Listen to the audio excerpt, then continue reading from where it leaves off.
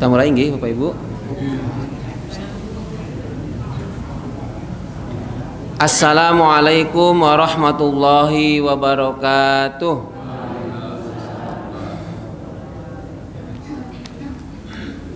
Mari kita awali pengaosan malam hari ini terlebih dahulu dengan bersama membaca tasyahud dan doa.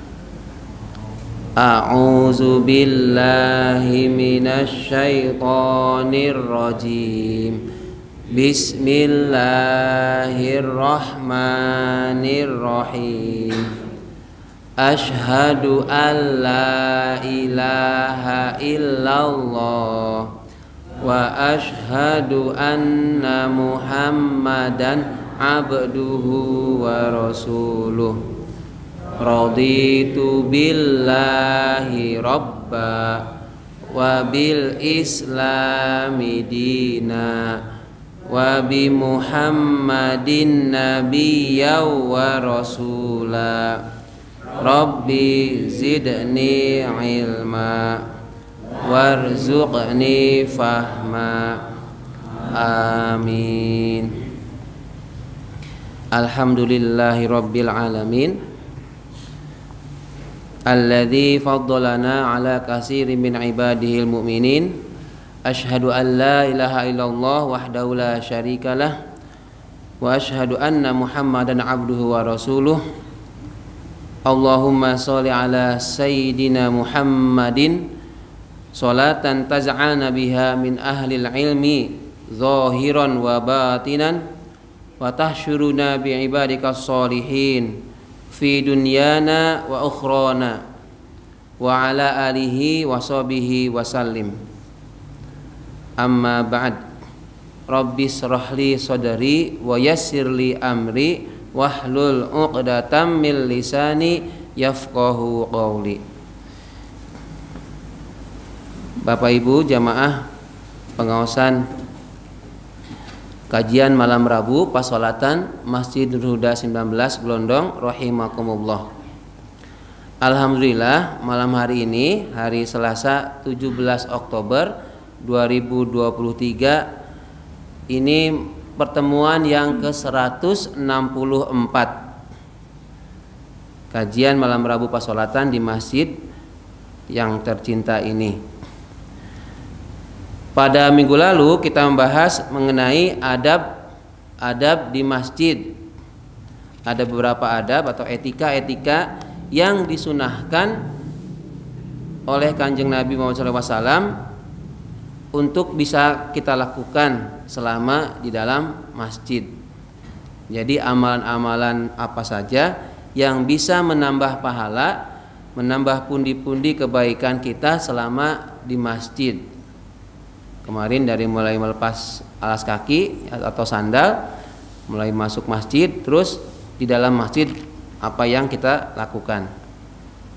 Malam hari ini masih ada terkait dengan adab-adab di masjid, tetapi berkaitan dengan larangannya. Masjid itu tempat ibadah. Namanya tempat ibadah berarti untuk ibadah. Artinya ada kegiatan-kegiatan lain yang tidak boleh dilakukan di dalam masjid. Kegiatan bisa jadi amalan di luar masjid bisa dilakukan, tetapi di dalam masjid tidak boleh. Di antaranya apa? Di sini saya mengutip atau sebagai rujukannya adalah hadis-hadis yang dikumpulkan dalam Bulughul Maram. Ada beberapa larangan atau hal-hal yang tidak boleh kita lakukan selama di masjid atau di dalam masjid. Nanti ketika penjelasan ada pertanyaan, silahkan ajukan pertanyaan ya, karena siapa tahu nanti pas di akhir kurang waktunya, jadi bisa lebih fleksibel ya. Nanti ada sesi tanya jawab setelah ini. Kemudian kita mulai nih kisi-kisinya nih, atau apa saja larangan-larangan di dalam masjid. Yang pertama yaitu tidak boleh membangun masjid di atas kuburan. Kemudian tidak boleh mengumumkan barang hilang di masjid. Tidak boleh melakukan transaksi jual beli di dalam masjid. Tidak boleh ada pelaksanaan had atau hukuman atau kisos di dalam masjid. Tidak boleh meludah di dalam masjid. Tidak boleh membangga-banggakan diri dalam hal membangun masjid. Terus apalagi? Tidak boleh menghias masjid secara berlebihan. Lalu ada lagi terkait dengan sholatnya, larangan tidak boleh lewat di depan orang yang sedang sholat. Itu larangan secara singkatnya. Jadi kalau sudah dipahami, sudah kita akhiri, beres ya. Lalu ada pertanyaan-pertanyaan, misalnya, bolehkah tidur di masjid? Nah, nanti kita akan bahas ya, bolehkah tidur di masjid?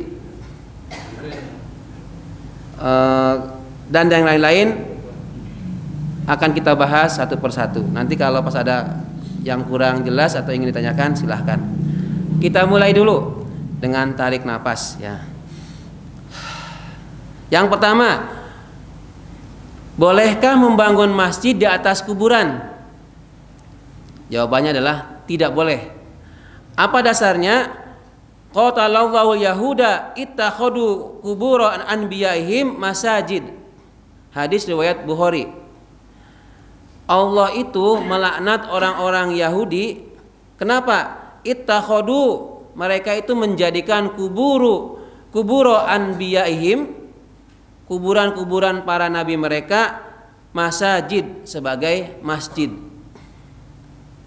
Disebutkan lagi selain Yahudi juga Yahuda wan Nasoro, Yahudi dan Nasoro, Nasrani. Jangan diambil saklek. Itu kan Allah melaknat Yahudi, Nasrani menjadikan kuburan para nabinya sebagai masjid. Kalau gitu orang mukmin boleh? Nah, masih ngeyel ya. Ini Yahudi dan Nasrani saja itu tidak boleh, apalagi kita selaku orang yang beriman kepada Allah, Muslim. Jadi tidak boleh membangun masjid di atas kuburan, meskipun itu kuburannya bukan kuburan para nabi. Lalu ini akan menjadi masalah ketika terjadi misalnya di area tertentu, di wilayah-wilayah tertentu yang semula itu kuburan, kemudian karena kebutuhan perlu adanya masjid, maka perlu dibuat masjid. Lahan yang kosong adalah kuburan, apalagi itu kuburan lama, kuburan lawas zaman jadul, tidak ada yang tahu itu kuburannya siapa. Itu karena jadi pertanyaan. Maka apa penjelasannya? Seandainya kejadian itu terjadi, ada makam, pemakaman atau kuburan, itu tidak diketahui oleh orang-orang yang sekitar itu kuburnya siapa, lalu butuh dibuat masjid, maka apa? Pastikan lahan itu steril dulu, kalau bisa dipindah. Kalau masih ada jasad yang tersisa, maka dipindah. Dipindah kemana? Ke tempat yang layak untuk dijadikan kuburan dan itu tidak mengganggu, yang tidak dijadikan di atasnya sebagai tempat ibadah. Di sini kan tidak kejadian ya. Nah, mungkin di sini aman, tetapi suatu waktu di daerah lain, di suatu daerah itu bisa terjadi kuburan dijadikan sebagai tempat ibadah atau sholat. Jangan ini makam. Tingkat. Di atas. Oh iya. Nah, bagus ya. Bawahnya makam, kemudian dibuat pondasi gitu. Misalnya gampangannya gini, tempat parkir sana itu jadikan makam, atasnya masjid, boleh tidak? Apa yang dimaksud dengan atas? Berarti kan bagian atas. Perkara dia menempel atau tidak, selama dia di atasnya berarti tidak boleh. Ya, itu untuk masjid yang semula kuburan, maka hindari. Kalau terpaksa, maka Kalau ada masih jenazah atau mayit di dalamnya, dibongkar kemudian dipindahkan. Kalau sholat di kuburan, Sholat di atas kuburan, didengar berani betul? Nah, gini, janganlah engkau jadikan kuburan sebagai tempat sholat. Silahkan di tempat bumi yang lain yang itu tempatnya suci sebagai untuk sholat. tapi kalau untuk menyulatkan orang meninggal nggak boleh juga. Ya, tidak di atas kuburannya, Ya pas di dalam kuburan itu. di area pemakaman gitu. Ya. Nah, kalau dianjurkan maka apa? Tidak di area kuburannya atau makamnya. Misalnya ini kan jelas tuh ada batasnya, ada yang sholat, maka apa? Di tempat yang lain. Ya. Kalau dalam keadaan terpaksa kan nggak apa-apa. Ya, kalau apapun kalau dalam terpaksa, kalau terpaksa mepet banget gitu, ya silahkan. Tapi kalau sholat apa dulu, kalau sholat sunnah lebih, kalau saya berpendapat sebaiknya tidak usah dilakukan, mending tempat yang lain. Ya karena kalau di sana Nggih. ya, di Hindu itu kita nguntrak, Nggih. nggak boleh bawa ke rumahnya itu. Nggih. Nah itu bawa ke kuburan karena ada tempat untuk mensucikan sama untuk sholatkan gitu. Nggih. Nah, itu makanya kalau dalam terpaksa, misalnya daerah tertentu sekiranya itu, maka apa? Gimana caranya usahakan dibawa dulu ke tempat yang itu bukan kuburan. Dibawa, digeser dulu, pindah dulu ke kamar kah atau di mana, di situ di kamar sholatkan. Kan hukum mensolatkan jenazah itu adalah fardu kifayah. Kifayah pakai F ya.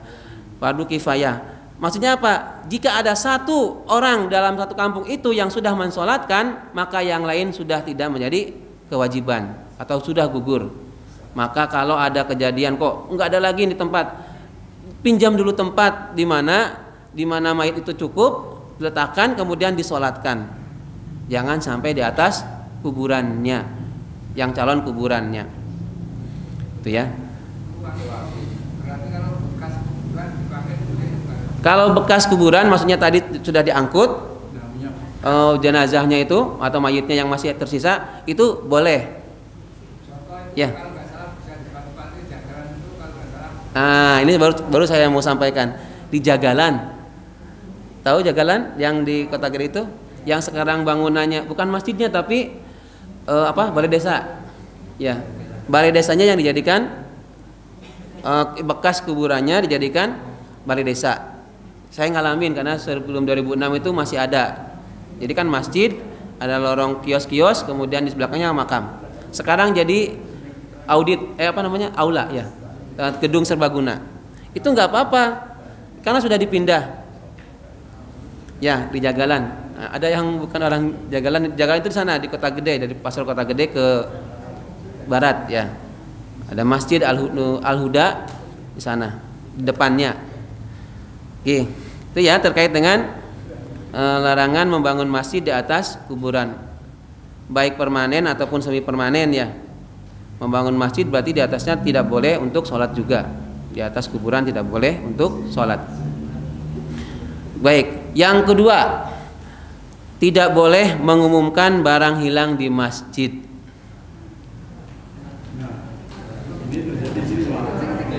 Oke. Nah gimana ini? Saya bacakan hadis riwayat Muslim. Jadi kalau diawali dengan pertanyaan begini, bolehkah mengumumkan barang hilang di masjid? Nih harus diperjelas dulu kalimatnya. Barang hilang yang di masjid atau barang hilang orang lalu diumumkannya di masjid. Ini mungkin maksudnya itu ada orang kehilangan lalu dia mengumumkan di masjid, itu bukan woro-woro pengumuman. Siapa yang menemukan kunci motor misalnya atau sandal kulo, diumumkan di masjid. Apakah boleh?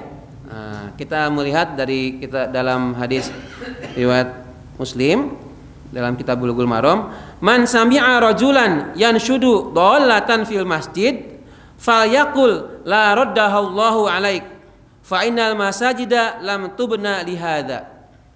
Barang siapa mendengar seorang laki-laki, maksudnya seorang mengumumkan berita kehilangan di dalam masjid, fal yaqul, maka ucapkanlah, bilang kepada orang itu, apa? La raddahullahu alaika. Mudah-mudahan Allah tidak mengembalikan barangnya buat kamu. Itu kalau barangnya, Pak. Kalau mengumumkan orang meninggal. Nah, ada lagi ya. Saya sebutkan dulu ya. Fa innal masajida lam tubna li hadza. Alasannya karena masjid itu dibangun la tubna li hadza, untuk mengumumkan barang yang hilang. Sekarang bagaimana kalau hilangnya itu adalah orang yang meninggal? Hadirin rahimakumullah, hilangnya apa ya? Ini kaitannya terkait dengan barang, bukan kematian seseorang. Adapun bagaimana mengumumkan bagaimana apabila orang atau masjid dijadikan syiar, tempat syiar mengumumkan berita lelayu, maka saya lebih setuju, silahkan diumumkan. Kenapa? Itu ada syiar orang-orang yang masih hidup, terutama bisa takziah kepada keluarga yang meninggal.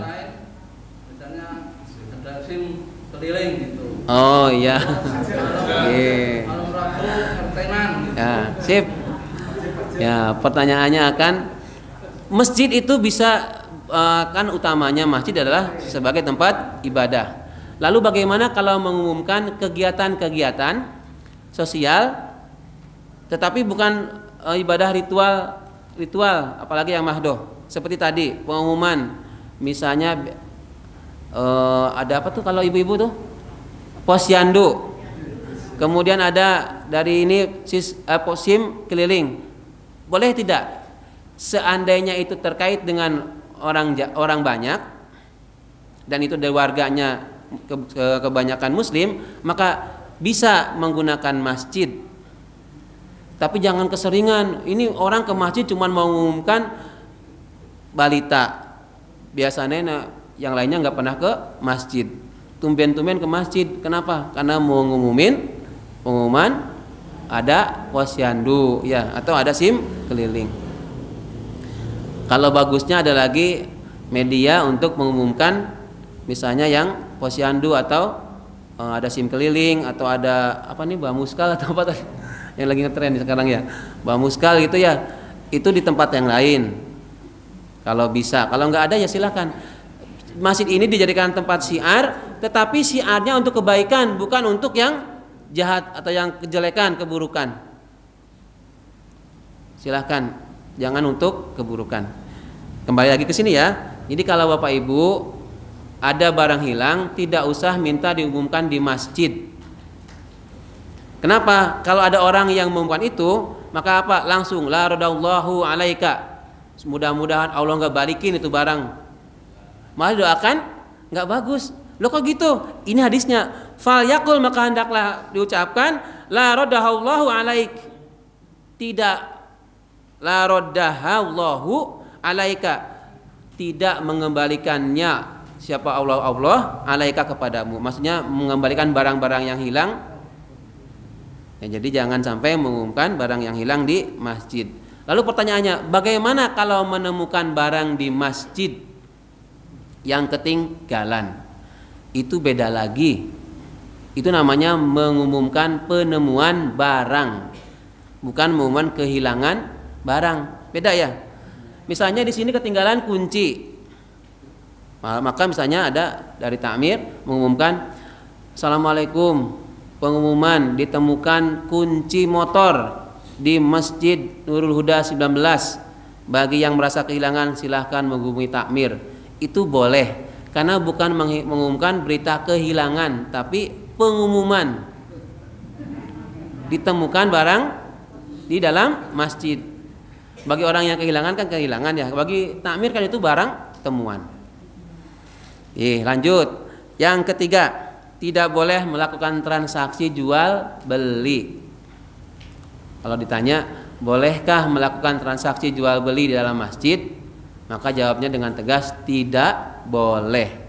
Apa rujukannya? Idza ra'aitum man yabi'u aw yabna'ul fil masjid faqulu la arba'allahu tijaratak. Apabila kamu melihat orang yang yabi'u menjual au yabta'u fil masjid atau membeli di dalam masjid, faqulu maka ucapkanlah oleh kalian semua la arbahallahu tijaratak. Sama juga mendoakan, mudah-mudahan Allah tidak memberikan keuntungan pada kamu. Tapi kalau di area boleh ya di luar. Iya. Nah, ini fil masjid, menggunakan fil itu di dalam masjid. Ya, gampangannya di sini dalam ruangan ini. Saya misalnya ke Matini besok saya pesan snack ya misalnya, yang harganya snack jajan maksudnya yang 2000-an. Di dalam masjid nih, itu tidak boleh. Maka kalau ada yang mendengar, doain aja, la arbahallahu tijarotak. Mudah-mudahan Allah itu tidak memberikan keberuntungan buat kalian. Nah, meskipun jelas-jelas uangnya, misalnya saya pesan 50 snack, 50 kali 2000 misalnya, itu tidak menjadikan keuntungan. Karena di sini sebutkan la arbahallahu tijarotak. Semoga Allah tidak memberikan keuntungan buat kamu. Tapi kalau misalnya terjadi rapat pengurus tamir, mau pengajian, terus siapa yang mau beli, kan ada gini, ya. Siapa berapa? Oh, mahal gini aja di mana? Itu kan terjadi ya di dalam masjid. Gitu. Nah, itu menawarkan, jadi tidak langsung dalam hal jual beli, ada barang, ada uang ya. Jadi ini menawarkan, Bapak Ibu besok mau ada pengajian, siapa yang mau bersedia menyediakan snack? Nah, itu baru tidak apa-apa. Tapi kalau di sini ada barangnya, jelas barangnya ada atau pesan, itu sudah ada transaksi jual beli.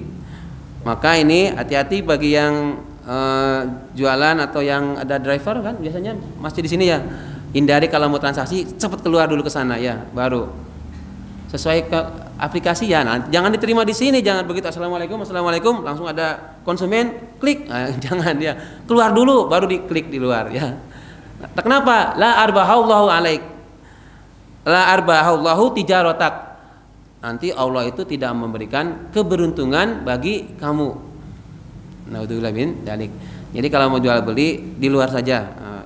Di jalan juga boleh, pinggir jalan sana ya, atau di pasar sekalian. Karena di masjid itu difokuskannya untuk ibadah yang mahdoh ya, bukan untuk tijaroh. Tijaroh boleh yang di luar. Berikutnya, ini di sini mungkin tidak ada ya. Tidak boleh melakukan had, hukuman atau kisos.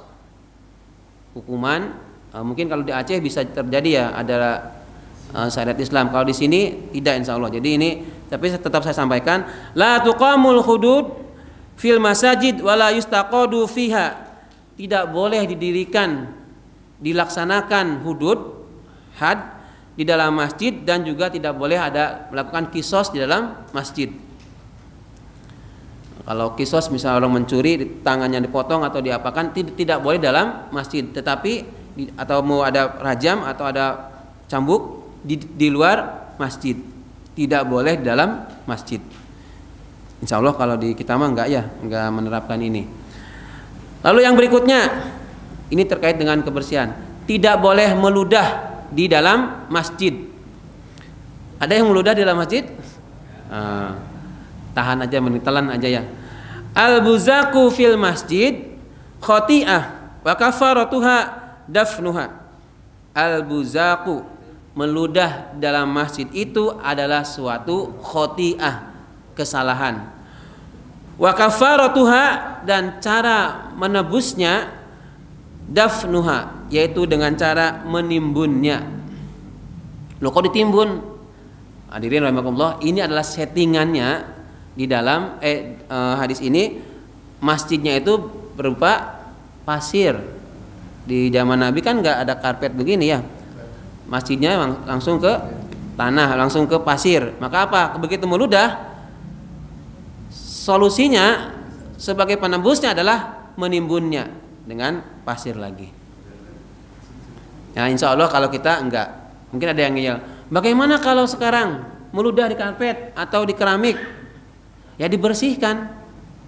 Kalaupun enggak, kalau kepaksa banget, mending ditahan. Kan ludah itu dari mulut kita sendiri kan, kecuali kalau dari luar diambil lagi, namanya menjilat ludah. Kalau di sini mending telan. Mau meludah kok gimana, telan aja. daripada mengotori masjid. Ini kaitannya dengan seperti yang disampaikan kemarin, masjid itu dibersihkan kemudian diberi wewangian, ya, bukan untuk meludah. Kalau mau meludah di luar aja tuh, di kamar mandi atau di toilet sana bisa, ya. Dan jangan pula meskipun di luar terus di dekat sandal kemudian meludah. Usahakan jangan, ya, karena siapa tahu ada bibit penyakit atau kuman-kuman yang dikeluarkan dari mulut melalui ludah itu, akhirnya malah menyebar. Jadi kalau di dalam sana sehingga bisa disiram ludahnya. Poinnya adalah tidak boleh meludah di dalam masjid. Berikutnya, tidak boleh membangga-banggakan dalam membangun masjid. Nah, ini sedang banyak ini. La taqumus sa'ah hatta yatabahan nasu fil masjid. Tidak bakal terjadi as-sa'ah, kiamat, hatta yatabahan nasu fil masjid. Yatabahan nasu, membangga-banggakan, sampai orang-orang itu membangga-banggakan dalam hal membangun masjid. Ada yang menyebutkan sebagai jor-joran bikin masjid mewah megah, tapi nggak ngurus gimana masjid itu diurus, apalagi masjid itu jadi makmur. Pokoknya yang penting masjidnya agrong, ya, mewah. Wah, pokoknya dari temboknya aja lah keramiknya yang mahal-mahal, atasnya juga. Seolah-olah bangga dengan kemampuannya membangun masjid. Nah, kalau banyak yang sudah seperti itu, maka bisa jadi kiamat hampir dekat, sudah dekat. Karena di sini dalam hadisnya disebutkan la taqumus sa'ah hatta yatabahan nasu fil masjid. Kiamat itu nggak bakal terjadi sampai banyak orang membangun masjid lalu bangga dengan masjid yang ia bangun. Maksudnya dibangun masjid itu bukan untuk ibadah, tapi untuk kesombongan. Ya, mudah-mudahan kita Bapak Ibu dikaruniai nikmat rezeki oleh Allah bisa membangun masjid, sudah bukan untuk bangga-banggaan atau tuh masjid yang bikin saya, tuh masjid yang sumbang saya. Tidak, ya, tapi semata-mata karena Allah.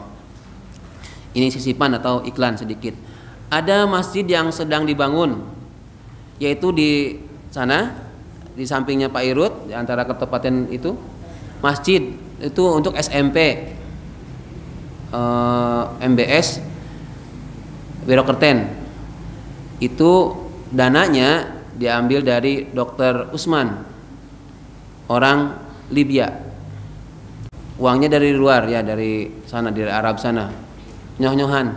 Pokoknya mereka bangun masjid, bersedia bangun masjid asal sudah ada lahannya. Motif-motifnya bangunannya itu mengikuti sana biar sama. Ya, kalau memang tujuannya bagus ya silahkan, ya. Kalau Bapak Ibu juga mau bikin masjid misalnya, ya silahkan. Dulu ada masjid namanya Yayasan Amal Bakti Muslim Pancasila, ada, ya. Nah, di UPN sana itu, UPN Jogja di Ring Road itu masjidnya itu YAMP, Yayasan Amal Bakti Muslim Pancasila, zaman Soeharto. Itu kan bentuknya mirip semua. Jadi pokoknya bentuknya mirip, mau agak lebar atau enggak, bentuknya mirip. Sudah disetting, plek. Ya. Terus di sana di Mbok Duwur ke selatan sedikit itu ada masjid juga. Itu tanahnya dari Pak Suradi almarhum, keluarga Pak Suradi almarhum yang di Ring Road itu. Kemudian ada pendopo dan masjidnya dibangun bersama-sama dengan Pak Haji Bakir. Itu Pak Haji Bakir. Makanya ada yang menyebut sebagai MBS.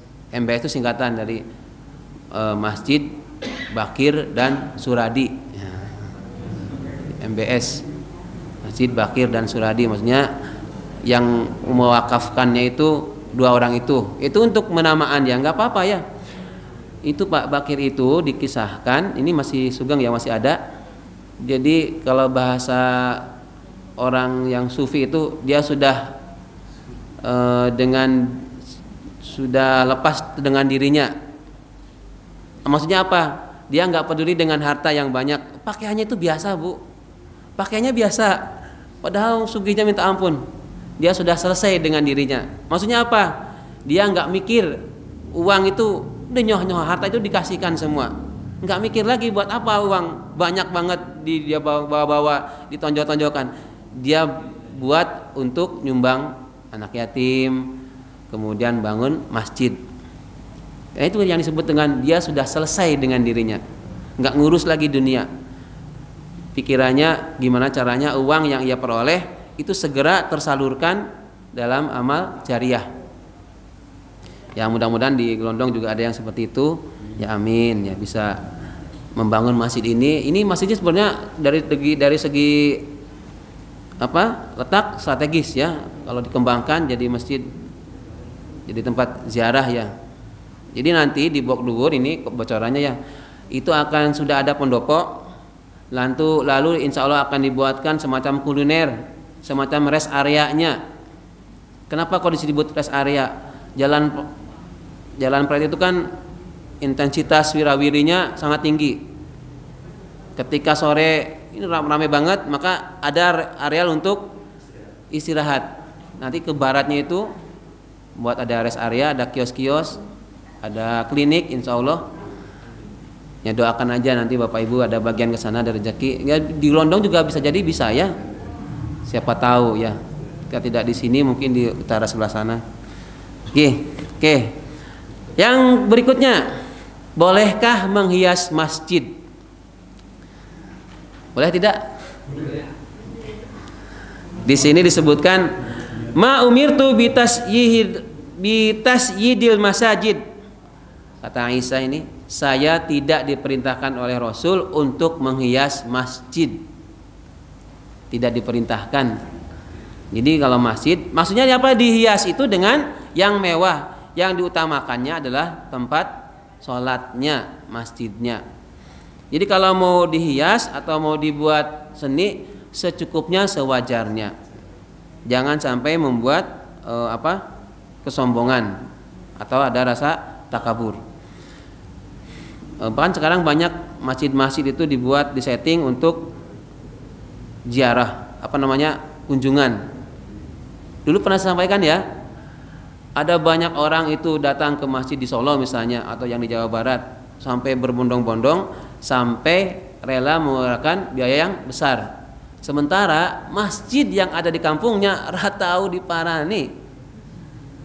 Masjid Gelondong di sini yang deket banget, jarang-jarang dikunjungin, tapi masjid yang jauh di sana yang dadak harus pakai biaya, apalagi yang ada di Bandung misalnya, yang di Jawa Barat sana rela nyewa misalnya hanya buat tahu masjidnya, ben kagum dan bisa untuk selfie. Ya, ada masjid di sini ya di sini aja maksimalkan. Bukan berarti tidak boleh ke sana, boleh. Ini yang saya maksudkan. Ada dari segi ekonomi, ada orang yang menangkap peluang untuk bisnis. Oh, orang Islam itu senang kalau ada yang estetik-estetik. Termasuk bab masjid. Masjid dibuat menarik, perkara nanti dia sholat apa enggaknya terserah. Yang penting datang, memasukkan, parkirnya udah berapa, orang banyak selfie di sana, jadi masuk ke Instagram terkenal, banyak kunjungan. Tapi utamanya dari masjid untuk ibadah, untuk sholat, untuk pengajian, thalabul ilmi hampir tidak tersentuh. Yang ada adalah tenarnya. Ya silahkan Bapak Ibu kan kalau mau sekalian aja ke Masjidil Haram di sana ya, biaya besar tapi sudah dijamin rakaat di sana di Masjid Nabawi. Ya mudah-mudahan Bapak Ibu juga bisa, kita semua bisa ya di sana. Berikutnya, ini larangan lewat di depan orang yang sedang sholat. Ini sudah dibahas dulu ya. Yaitu idza kana ahadukum yusolli fala yad'u ahadan yamuru baina yadayhi wal yadra'uhu mastata'a fa in aba fa yuqatilhu fa innama huwa syaiton. Apabila seorang itu sedang sholat, kemudian ada orang yang sedang sholat itu dilewati, ada orang yang mau lewat, maka cegahlah. Waliyadra'ahu mastata'a, maka cegahlah semampumu. Fa in aba, apabila orang yang lewat itu ngeyel, tetap mau udah diingatkan, maksa diingatkan mas meneh. Maka apa? Fayuqatilhu. Wah, ini bukan diartikan fayuqatilhu bunuhlah dia, bukan ya. Maksudnya perangilah itu dengan cara yang lebih keras. Stop gini. Gak usah. Stop mas. Lampu merah loh mas. Enggak bisa ya. Enggak usah pakai ngomongan. Mau lewat, hop gini. Ini lagi. Dia balik lagi. Gini lagi. Kalau masih enggak, gini. Ditahan gitu, tahan. Dan jangan juga. Ini kan karena mungkin belum tahu ya. Jangan diginiin. Apa gue? Gue malah dorong meneh ya. Itu yang fayuqatilhu itu maksudnya adalah dengan cara yang lebih keras, bukan yuqatilhu dengan diperang atau dengan cara dibunuh, bukan dia. Ada orang lewat yang lagi sholat, kemudian ada lewat harus dibunuh, kayak pedang misalnya. Enggak boleh. Itu bukan itu maksudnya. Meskipun disebutkan fa inna ma huwa syaiton, maka sungguhnya itu orang yang lewat itu adalah setan. Nah, jadi Bapak Ibu kalau mau lihat setan, lihat aja ada enggak orang yang sedang sholat lalu dia lewat. Nah, itu setan yang sedang lewat, orang yang sedang sholat. Patut dilihat fungsinya sholatnya itu kadang-kadang ada di depan pintu itu. Ya kan ada butuh buka pintu, orang nggak tahu kalau sholat. Nah, Bapak Ibu yang di sini terutama jamaah yang di sini usahakan nek sholat kan lebih baik mepet ke depan aja, nggak di pinggir pintu.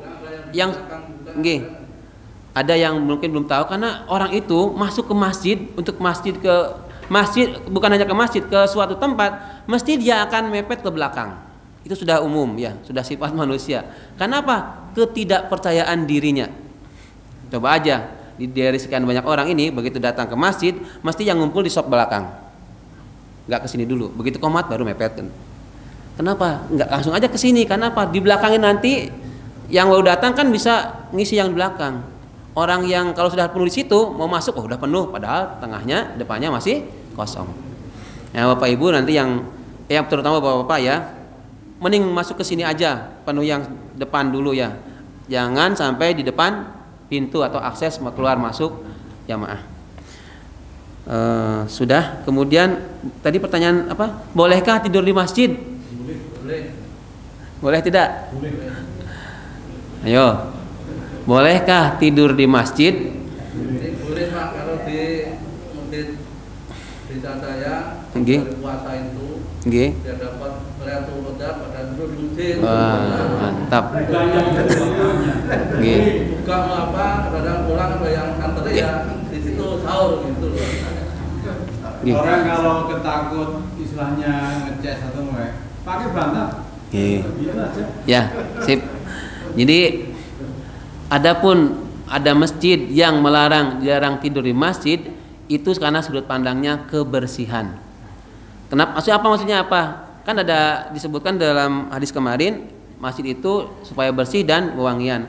Kalau ada orang tidur, namanya orang tidur, nggak tahu posisi dia tidur, ada yang keluar dari mulut selama tidur, maka mengotori tempat sholat.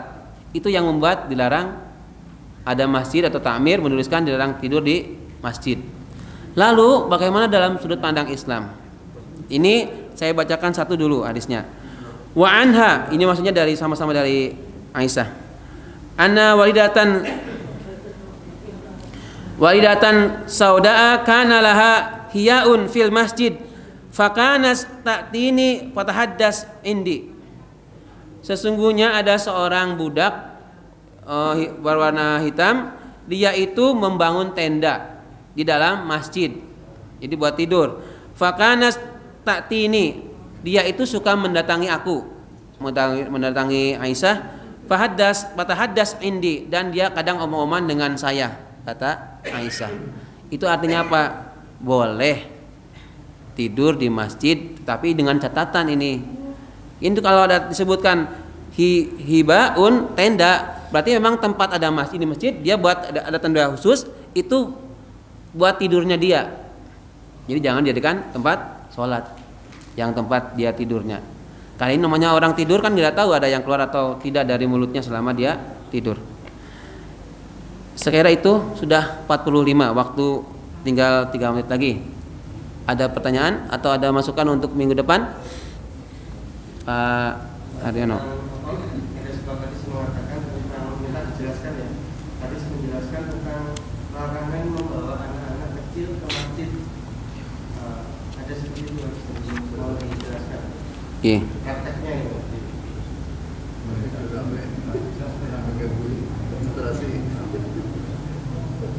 Ya, terima kasih. Bolehkah membawa anak ke dalam masjid? Nah, setahu saya, sepemahaman saya itu tidak ada larangan untuk membawa anak ke masjid. Dibuktikan dengan hadis yang mengisahkan, menuturkan Hasan Husain itu suka ikut Rasulullah SAW sholat. Lalu bagaimana dengan realita sekarang? Maka diambil tengah-tengahnya, sekiranya anak itu bisa dikondisikan tidak mengganggu sholat orang lain, dia wirawiri lari-lari, maka apa? Boleh. Malah itu sebagai tarbiyah untuk pendidikan anak itu senang ke masjid. Kan ada anak kecil, kalau memperhatikan, misalnya tadi ada putranya yang perumahan itu, yang warna pink tadi, itu kan dia anteng. Ya, siapa namanya tuh? Itu anteng. Masalah dia selesai dia wirawiri, namanya anak kecil, nggak bisa betah. Jadi nanti setelah khusus akan dibahas mengenai di masjid, anak dan masjid gitu ya. Ini rencananya memang tema berikutnya. Karena ini agak perlu kajian dari tinjauan anaknya, psikologi anaknya, serta kehusuan sholat seseorang. Terima kasih Pak Haryono. Ada lagi yang lain? Tadi yang masalah di masjid itu, kalau orang tua kalau anak-anak, Kalau anak-anak? jadi soalnya anak-anak kan banyak resikonya, banyak kencing. Nggih. Iya. Nggih. Nah, disebut tadi tuh kenapa tidak bolehnya itu khawatirnya tadi ada dari misalnya keluar dari mulut ya, ada ngeces gitu ya, atau kalau anak kecil pipis ngompol, orang tua aja bisa jadi ngompol ya, bisa jadi ya. Nah itu makanya ada masjid tertentu tuh melarang. Adapun di sini dipastikan akan ada kanalaha hiaun, jadi hibaun itu seperti tenda, ruang sekat khusus, dia tidurnya di situ. Jadi tekat khusus. Jadi apa? Iya. Nggih. Kalau di sini berarti bisa jadi di serambinya sana.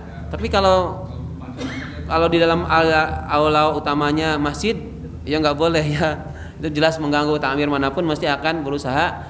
Kalau ada dulu kan ada yang ibu-ibu sana itu kan beberapa hari itu yang ngaku-ngaku orang Purwokerto atau apa ya, usahakan tidurnya tidak di sini tapi di serambinya atau di TK itu ya. Oke, cukup? Sudah ya? Kalau sudah, mari kita akhiri dengan bersama membaca doa kafaratul majelis. A'udzubillahi minasyaitonirrajim. Bismillahirrahmanirrahim. Subhanakallahumma wa bihamdika asyhadu an la ilaha illa anta astaghfiruka wa atubu ilaik. Alhamdulillahirabbil alamin. Assalamualaikum warahmatullahi wabarakatuh.